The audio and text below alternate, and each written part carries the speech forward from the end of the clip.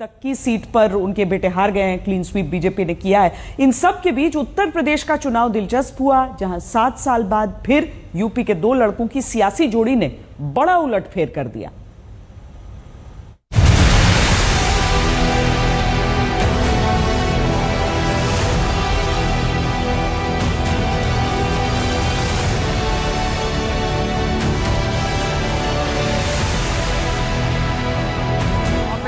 को जिताने का काम करिएगा मैं साथियों।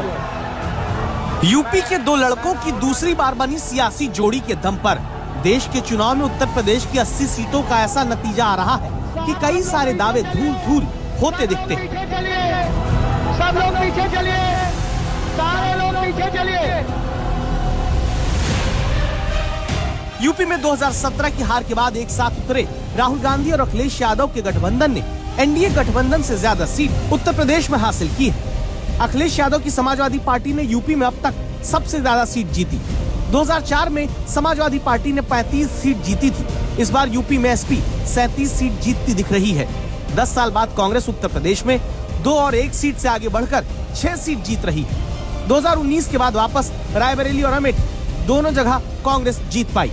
अमेठी में केंद्रीय मंत्री स्मृति ईरानी को गांधी परिवार के करीबी किशोरी लाल शर्मा ने हरा दिया। अयोध्या के राम मंदिर वाली सीट फैजाबाद तक में बीजेपी को इंडिया गठबंधन के प्रत्याशी ने हराया। लखीमपुर में केंद्रीय मंत्री अजय मिश्रा टेनी हार गए। फतेहपुर में केंद्रीय मंत्री साध्वी निरंजन ज्योति हार गयी। चंदौली से केंद्रीय मंत्री महेंद्र नाथ पांडे हार गए। मुजफ्फरनगर से केंद्रीय मंत्री संजीव बालियान को हार मिली।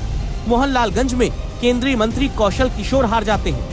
जालौन से केंद्रीय मंत्री भानु प्रताप सिंह को इंडिया गठबंधन ने हरा दिया।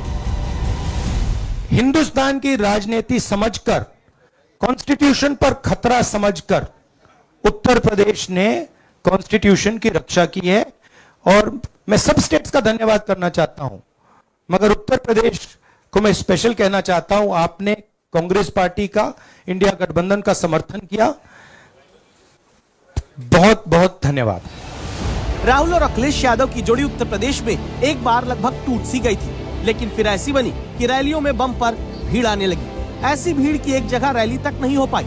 तब ये वीडियो राहुल और अखिलेश ने मिलकर बनाया। यहाँ पे हमारा माइक खराब हो गया और पब्लिक मीटिंग करना मुश्किल है। जी बिल्कुल ठीक बात है। तो मैंने सोचा कि हम थोड़ा यूपी के बारे में बातचीत कर लें और आप अपना पर्सपेक्टिव हमें बताइए, हम आपको अपना पर्सपेक्टिव बताते हैं, थोड़ी डिस्कशन करते हैं। और ठीक बात है, ठीक बात है। मैं समझता हूँ कि जब माइक खराब हो गया, हम दोनों बात करेंगे, वो रिकॉर्ड होकर के जाएगी तो लोग बेहतर और अच्छा समझेंगे और अच्छा रिजल्ट आएगा। 2014 से लेकर राहुल गांधी हो या अखिलेश यादव, दोनों एक बार साथ में और 3 बार अलग अलग बीजेपी के खिलाफ लड़कर बुरी तरह उत्तर प्रदेश में हारे।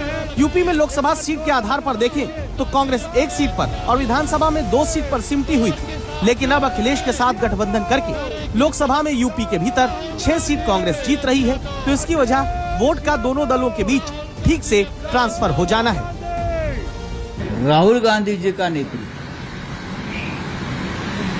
और स्टेट, चाहे ममता बनर्जी हो, यहाँ उद्धव ठाकरे जी हो, शरद पवार साहब है, अखिलेश यादव जी, तेजस्वी, सभी ने जी जान से मेहनत की और ये जो अहंकार है मोदी और शाह जी का, उनको खत्म कर दिया है। अब सवाल है कि जो समाजवादी पार्टी 14 हो या 19, 2 चुनाव में सिर्फ परिवार की ही अधिकतर सीट पर सिमटी रही, वो आखिर यूपी में इस बार कैसे अब तक की सबसे ज्यादा सीट जीतती दिखती है? तब इसका जवाब मिलता है। कांग्रेस के साथ गठबंधन होने पर इस बार दलित वोटर बड़ा मजबूत होकर समाजवादी पार्टी के साथ भी जुड़ा। इस बार अखिलेश यादव ने सबसे ज्यादा ओबीसी समाज को टिकट दिया।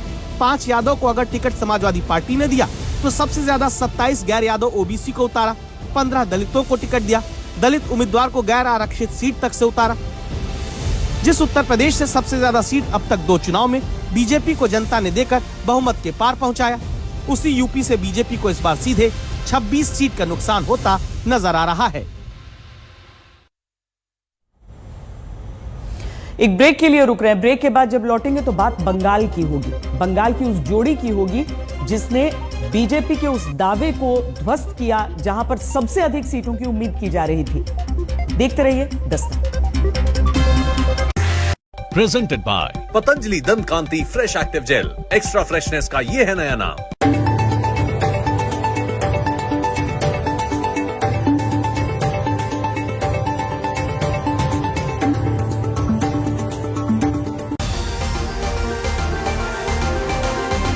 जहां बीजेपी सबसे बड़ी पार्टी लगातार तीसरी बार बनी है। हालांकि बीजेपी को इस बार पूर्ण बहुमत नहीं मिला है, लेकिन जब विपक्ष के पूरे इंडिया गठबंधन की 20 पार्टियों ने मिलकर 235 सीटें जीती हैं, तब बीजेपी ने अकेले अब तक के नतीजों में और रुझान में 239 सीटें हासिल की हैं। जहां 2 बार लगातार बीजेपी को अपने दम पर बहुमत मिलता रहा, वहां अब की बार गठबंधन सरकार के पास तीसरी बार मौका है, लेकिन विपक्ष की सीटें खूब मजबूत भी हुई हैं। चुनाव नतीजों के बाद इस वक्त की बड़ी खबर है कि प्रधानमंत्री नरेंद्र मोदी बीजेपी अध्यक्ष जेपी नड्डा, गृह मंत्री अमित शाह और रक्षा मंत्री राजनाथ सिंह के साथ बीजेपी दफ्तर में बैठक कर रहे हैं। यह बैठक इसीलिए अहम है क्योंकि आगे एनडीए की मीटिंग होनी है। उसमें नीतीश, नायडू, इन दोनों समेत सभी सहयोगियों को न्योता दिया गया है। इस बैठक से जुड़ी अहम जानकारी आगे भी देंगे, लेकिन पहले आज के नतीजों के बाद प्रधानमंत्री नरेंद्र मोदी क्या बोले वो देखिए।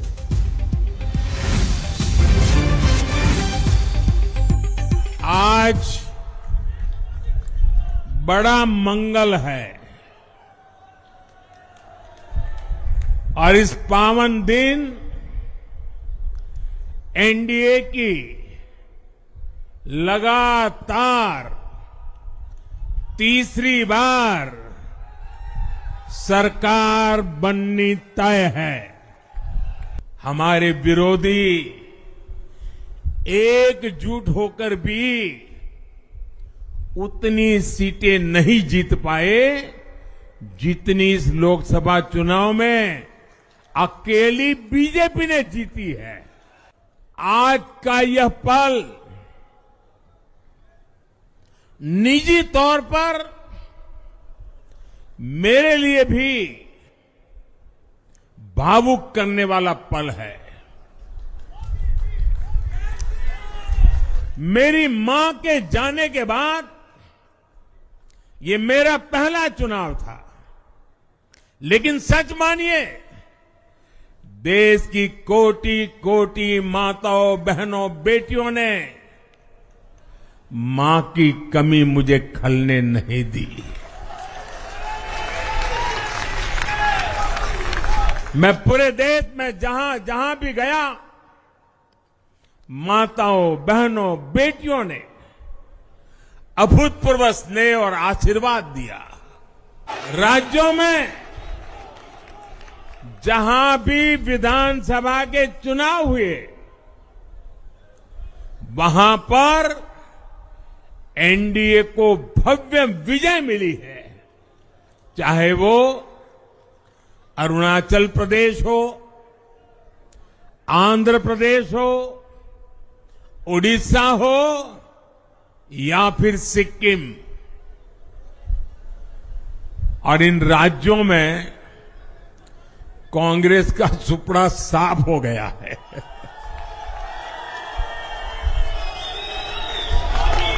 मेरे पास डिटेल तो नहीं है, लेकिन शायद उनको जमानत बचाना भी मुश्किल हो गया होगा। भाजपा